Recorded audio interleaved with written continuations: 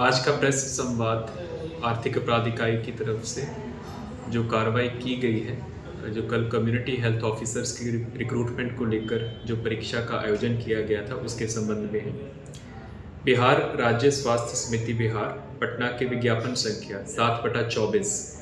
के तहत सामुदायिक स्वास्थ्य पदाधिकारी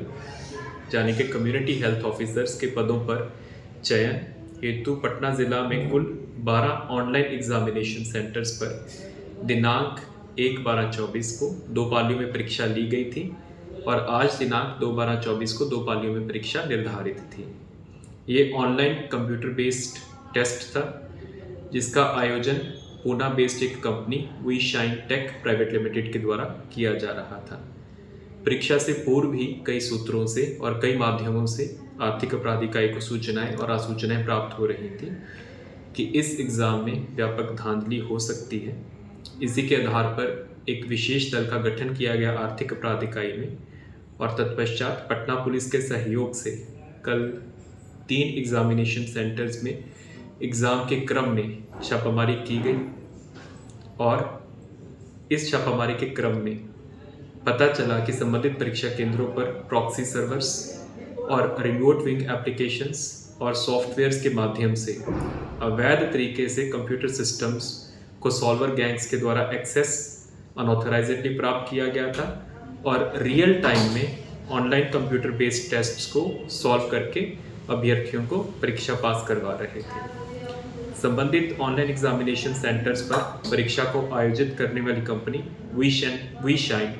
टेक प्राइवेट लिमिटेड और संबंधित ऑनलाइन एग्जामिनेशन सेंटर्स के सेंटर हेड्स,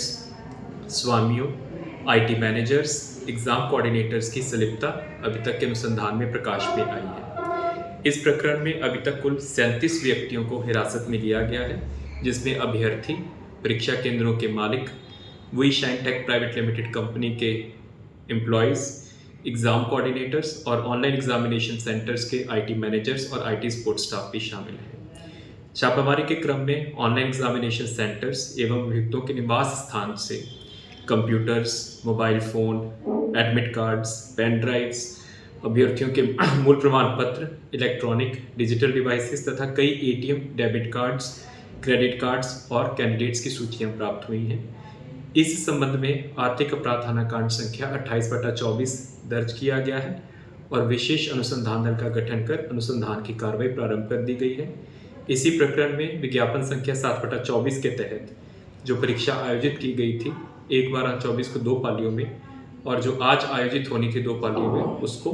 रद्द कर दिया गया है। कांड अभी अनुसंधान अंतर्गत है और तथ्य प्रकाश में आएंगे तो प्रेस के साथ साझा किए जाएंगे।